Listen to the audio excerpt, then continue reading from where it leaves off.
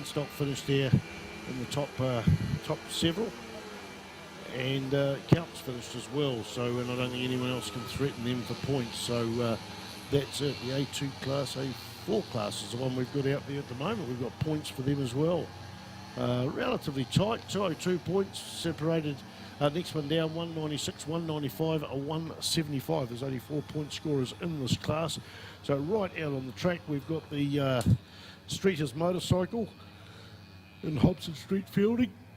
Streeters motorcycle, the Suzuki dealers, A4 final 3-lap race for air-cooled standards, 85 kilograms plus. So not as easy to see out of the commentary box there with the rain on the end of it. But I wonder how much that's going to slow our lap times. I can still see a puddle there remaining from this morning when it was wet, coming into turn 3, but everyone knows it's there, especially on the slower bikes like this. You can see it from a wee while away.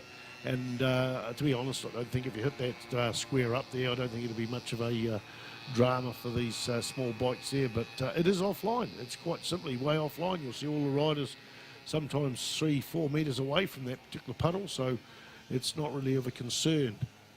Taylor Locke, Marcus Teal, Kurt Shepherd, Daniel Biggs, Jack Elliott, Daniel Hughes, and Whittaker McLean out there in 7th. Well, that's 7 riders there starting the race. So they're going to come through the start-finish stripe there on their first lap of 3, and I'll get an idea of who is who.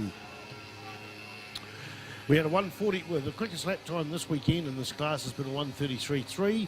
And then earlier today it was 10 seconds slower in the wet. We're a little bit marginally faster with a 140 out there with Marcus Teal on a 140. So he goes through in first place. We've got Taylor Locke in second spot there. In fact, has Taylor Locke gone through? Yeah, must have gone through in second spot there. Kurt Shepherd there on the 554 machine goes through there in third, and Whittaker McLean crosses the start-finish line in 4th spot with a lap time of in the 2-minute department. They were struggling for speed, yet this bike coming across here seems to be a little bit quicker at the moment, so must have had some sort of stopping going on. In fact, substantially slower at 224. So that's a bike that's clearly stopped and got back onto the track, and that's in the hands of Daniel Biggs. So they're dropping sort of like flies. There wasn't a big field to start with. Don't forget, folks, at 2:30 today, or thereabouts, when the event is done and dusted and they've added all the points up, there's a whole pile of prizes and certificates and also trophies to be won down there. It looks like it's going to be wet for that event, so it will be inside of one of the pit garages. So hang around for that. While we're on that subject, let's have a little bit of a chat on who's helped us out in terms of sponsoring the thing. Trade Tools. Trade Tools, I use them myself. I'm an electrician by trade. I buy my own electrical tools sometimes through them, but most of my tools that I buy from them are for my motorcycles and working on things. We cut shapes. We cut shapes in Palmerston North. There's also the Gixxer Cup. Suzuki Gixxer Cup, GSX 150 Cup. We've seen the demo races today. Is supporting this event. WD-40, UCOL have not only provided the flag marshals, but a lot of other staff here for the event. The Manitoba Ride Motorcycle have made this a free event for entrance. It will normally cost you about $70 to enter an event like this. They get one free event a year. Instead of gobbling it up themselves, they've been damn fine and damn nice to give it away to an event like this, so hats off to them.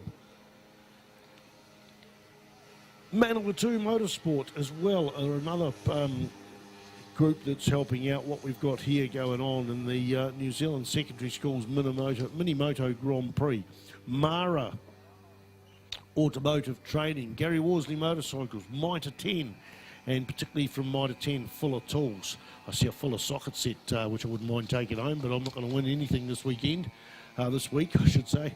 A Fuller tool set there, courtesy of Mitre 10. NRCD, the importers of Lonchin engines. A lot of these bikes have Lonchin engines in them.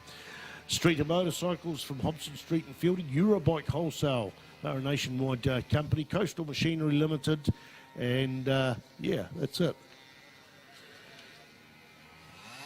So drama's going on there with the bike stopped in the track there just before the start line and had to start it again. So I don't know, maybe they should have just left it there for another few seconds and wouldn't have had to do the final lap. They would have qualified and actually finished the race, because now they are out. That's possibly because the lead bike's gone through. Marcus Steele's taken a win there. So if they waited just, say, 30 seconds, 40 seconds, they would have probably been there, because he's not going to do his final lap. But the bike is going again. Okay, in second place, I think that's Kurt Shepherd coming through there. Relatively close lap times of 48 and a 49. So given the fact that it was a 14-second differential, it's Marcus Steele that slowed up substantially. Best lap time was 140. He put in a 148. So there's got to be something going on there to drop at that percentage.